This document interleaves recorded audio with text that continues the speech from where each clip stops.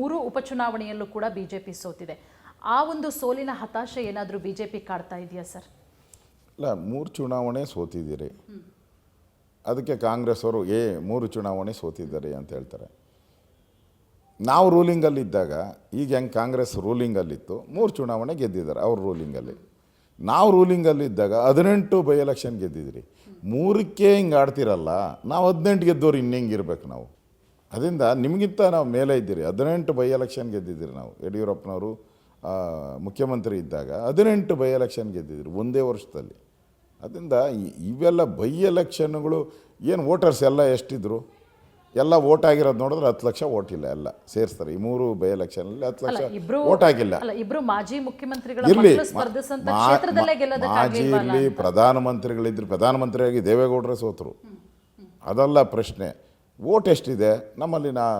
4 ಕೋಟಿ ಮೇಲೆ ವೋಟ್ ಇದೆ. ಇಲ್ಲಿ ನಡೆದಿರೋದು ಚುನಾವಣೆ ಎಷ್ಟು? 10 ಲಕ್ಷಕ್ಕೆ. ಹೆಂಗೆ ಟ್ಯಾಲಿ ಮಾಡ್ತೀರಾ? 1% 2% ಇಲ್ಲ. ಅದು ಮಾನದಂಡ ಹಂಗಾಗಲ್ಲ. ಹಂಗಾರೆ ನಾವು 18 ಚುನಾವಣೆ ಗೆದ್ದಿರಿ, ಇವ್ರಿಗಿಂತ ಜಾಸ್ತಿ ಓಟಲ್ಲಿ ಗೆದ್ದಿದ್ದೀರಿ. ಅದೇ ಮಾನದಂಡ ಆಗಿದ್ರೆ ನಾವು ಯಾಕೆ ಸೋತ್ರಿ? ನಾವು ಸೋತರಲ್ಲ, ಈಗ 66 ಸೀಟಿಗೆ ಬಂದಿದ್ದೀರಲ್ಲ ನಾವು. ಅದರಿಂದ ಅದು ಮಾನದಂಡ ಆಗೋದೇ ಇಲ್ಲ, ಅವ್ರು ಹೇಳ್ಕೊಂಬೋದು ಅಷ್ಟೇ.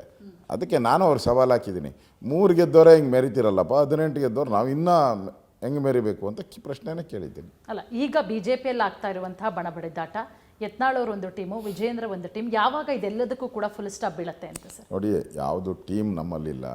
BJP ಟೀಮ್ ಅನ್ನೋದೇ ದೊಡ್ಡದು, ಅದೇ ದೊಡ್ಡದು. ಇವು ಸಣ್ಣ ಪುಟ್ಟ ಏನು ಭಿನ್ನಾಭಿಪ್ರಾಯ ಇದೆ ಅದನ್ನೆಲ್ಲ ಸರಿದೂಗಿಸ್ಕೊಂಡು ಹೋಗುವಂಥ ಶಕ್ತಿ BJPಗಿದೆ. ಯಾಕಂದ್ರೆ ನಮ್ಮದು ಇಡೀ ಪ್ರಪಂಚದಲ್ಲೇ ಹೈಯೆಸ್ಟ್ ಮೆಂಬರ್ಶಿಪ್ ಇರುವಂಥ ಪಾರ್ಟಿ BJPನೇ.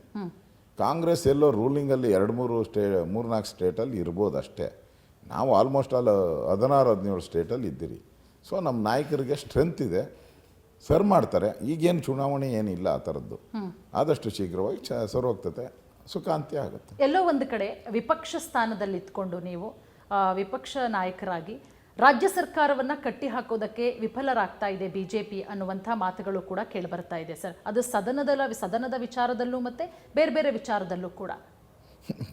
ಈಗ ಒಂದು ವಿಕೆಟೇ ಬೀಳಿಸಿದಿರಲ್ಲ, ವಾಲ್ಮೀಕಿ ಹಗರಣದಲ್ಲಿ ಒಂದು ಮಂತ್ರಿ ರಾಜೀನಾಮೆ ಕೊಟ್ಟಿದ್ದಲ್ಲ. ಈಗ ಮುಖ್ಯಮಂತ್ರಿ ಸಚಿವ ಸ್ಥಾನ ಕೊಡ್ತೀನಿ ಅಂತ ಹೇಳ್ತಿದಾರಲ್ಲ, ರಾಜೀನಾಮೆ ಕೊಡಿಸ್ಬಿಟ್ರಲ್ಲ, ಜೈಲಿಗೆ ಕಳಿಸಿದಿರಲ್ಲ. ಯಾರು ಸಾಧನೆ? ನಮ್ಮ ಹೋರಾಟದಿಂದ ಆಗಿರೋದು ಅದು. ವಿಧಾನಸಭೆ ಒಳಗಡೆ ಅದ್ರ ಬಗ್ಗೆ 3.5 ಗಂಟೆ ಮಾತಾಡಿದ್ದೀನಿ. ಈಗ ಮುಖ್ಯಮಂತ್ರಿನೇ ಜೈಲಿಗೆ ಹೋಗೋ ಸ್ಟೇಜಲ್ಲಿ ನಿಲ್ಲಿಸಿದಿರಲ್ಲ. ಇದಕ್ಕಿಂತ ಇನ್ನೇನು ಮಾಡ್ಬೇಕು ಸಾಧ್ಯ? ವಿರೋಧ ಪಕ್ಷ ಇವರು ಕಾಂಗ್ರೆಸ್ ಅವರು ಇದ್ದರಲ್ಲ, ಏನು ಮಾಡಿದ್ರು? ಏನು ಮಾಡಿಲ್ಲಲ್ಲ ಅವರು. ನಾವು ಸತತವಾಗಿ ವಿಧಾನಸಭೆ ಒಳಗಡೆ ಹೊರಗಡೆ 2 ಕಡೆ ಹೋರಾಟ ಮಾಡ್ತಾಯಿದ್ದೀರಿ. ನಮ್ಮ ಹೋರಾಟದ ಫಲವಾಗಿಯೇ ಇವತ್ತು ಜನಗಳಿಗೆ ವಕ್ಫ್ ಬೋರ್ಡಲ್ಲಿ ನ್ಯಾಯ ಸಿಗ್ತಾ ಇರೋದು. ಇಲ್ಲಾಂದ್ರೆ ಸಿಕ್ಕೋದಾ? ಇಲ್ಲಾಂದರೆ ಎಲ್ಲ ಕಬಳಿಕೆ ಮಾಡಿ ಎಲ್ಲರ ಪಾಣಿನಲ್ಲಿ ಬರೆದು ಬಿಡೋರು. ನಮ್ಮ ಹೋರಾಟದ ಫಲವಾಗಿ ನಾನೆಲ್ಲ ಕಡೆ ಟೂರ್ ಮಾಡಿ ಹೆಸರು ತೆಗಿಸಬೇಕು ಅನ್ನೋ ಉಲ್ಲೇಖ ಕೂಡ ಇದೆ. ವಕ್ಫ್ ಅನ್ನುವಂತ ಹೆಸರು ಕೂಡ ತೆಗಿಬೇಕು. ನಮ್ಮ ಹೋರಾಟ ನಾವು ಹೋರಾಟ ಮಾಡಿಲ್ಲ ಅಂದರೆ ಸಿದ್ದರಾಮಯ್ಯ ತೆಗಿಸ್ತಾ ಇದ್ನಾ? ಮುಸ್ಲಿಂ ಪರವಾಗಿರುವಂಥವ್ನು. ಅದರಿಂದ BJP ಹೋರಾಟದಲ್ಲಿ ಕಿಂಚತ್ತು ಒಂದು ಇರಬೇಕಾದಷ್ಟು ಹಿಂದೆ ಬಿದ್ದಿಲ್ಲ. ನಾವು ಫೈಟ್ ಮಾಡಿದಿರಿ. ಒಬ್ಬ ಮಂತ್ರಿ ರಾಜೀನಾಮೆ ಕೊಡಿಸಿದಿರಿ, ಮುಖ್ಯಮಂತ್ರಿನೂ ರಾಜೀನಾಮೆ ಸ್ಟೇಜಿಗೆ ತಂದು ನಿಲ್ಲಿಸಿದಿರಿ, ಕಟಕಟೆಯಲ್ಲಿ ನಿಲ್ಲಿಸಿದಿರಿ. ಇದು BJP ಸ್ಟ್ರೆಂತ್. CT ರವಿ ಅವರ ವಿಚಾರಕ್ಕೆ ಬರೋದಾದರೆ ನಿಮ್ಮ ಮುಂದಿನ ಕಾನೂನು ಹೋರಾಟ ಹೆಂಗಿರುತ್ತೆ? ಏನಾದರೂ ಕೇಂದ್ರಕ್ಕೆ ಮನವಿ ಮಾಡ್ಕೊಳ್ತೀರಾ ಸರ್, ಅಥವಾ ಕಾನೂನು ಹೋರಾಟದ ಮೊರೆ ಹೋಗ್ತೀರಾ? ಇಲ್ಲ, ಈಗಾಗಲೇ ತೀರ್ಮಾನ ಮಾಡಿದಿರಿ. ಕೇಂದ್ರಕ್ಕೆ ಹ್ಯೂಮನ್ ರೈಟ್ಸ್ಗೆ ಕಂಪ್ಲೇಂಟ್ ಕೊಡೋಕ್ಕೆ ಮಾತಾಡಿದಿರಿ. ಅದು ಕೂಡ ಡ್ರಾಫ್ಟ್ ಎಲ್ಲ ರೆಡಿ ಆಗ್ತಾಯಿದೆ. ಯಾರು ಅಧಿಕಾರಿ ಮತ್ತು ಸರ್ಕಾರದಲ್ಲಿ ಯಾರು ಇನ್ಫ್ಲೂಯೆನ್ಸ್ ಮಾಡಿದ್ರು ಇವ್ರ ಮೇಲೆಲ್ಲ ಹ್ಯೂಮನ್ ರೈಟ್ಸ್ಗೆ ನಾವು ಕಂಪ್ಲೇಂಟ್ ಕೊಡ್ತೀರಿ. ಅದು ಒಂದು ಕಡೆ ಹೋರಾಟ ಮಾಡ್ತೀರಿ. ಮತ್ತು ಬೀದಿಗಿಳಿದು ಕೂಡ ಈ ಥರದ ಒಂದು ಘಟನೆ ಕರ್ನಾಟಕದ ರಾಜಕಾರಣದಲ್ಲಿ ಕಪ್ಪು ಚುಕ್ಕೆ. ಇದೊಂಥರ ಆಂಧ್ರ ಪಾಲಿಟಿಕ್ಸ್ ಆಗ್ತತೆ, ರಾಯಲಸೀಮಾ ಪಾಲಿಟಿಕ್ಸ್, ಏನು ರಕ್ತ ಚರಿತೆ ಏನೋ ಪಿಕ್ಚರ್ ಬಂದಿತ್ತು, ಆ ಥರದ ಸ್ಥಿತಿಗೆ ಕರ್ನಾಟಕ ಹೋಗಬಾರ್ದು. ಕರ್ನಾಟಕ ಒಂದು ಸುಸಂಸ್ಕೃತ ರಾಜ್ಯ. ಆ ದೃಷ್ಟಿಯಿಂದ ಅದು ಉಳಿಬೇಕು. ಆ ದೃಷ್ಟಿಯಿಂದ ಈ ಸರ್ಕಾರ, ಈ ಗೂಂಡಾಗಿರಿ ಸರ್ಕಾರಕ್ಕೆ ಸರಿಯಾಗಿ ಪಾಠ ಕಲಿಸ್ಬೇಕು. BJP ಕಾರ್ಯಕರ್ತ ಅಂದರೆ ಏನು, ಎದರಲ್ಲ ಇವ್ರಿಗೆ ಬಡಿತೀರಿ ಅನ್ನೋದನ್ನ ತೋರಿಸ್ಬೇಕು. ಆ ಕೆಲಸ ಮಾಡ್ತೀವಿ. ಏನು JDS ಹಾಗೆ BJP ವಿಚಾರಕ್ಕೆ ಬಂದರೆ ಹೇಗಿದೆ ಸರ್ ಮೈತ್ರಿ? ಹಾಲು ಜೇನು ಅಂತ ಇದೆ, ಚೆನ್ನಾಗಿ ನಡೀತಾ ಇದೆ.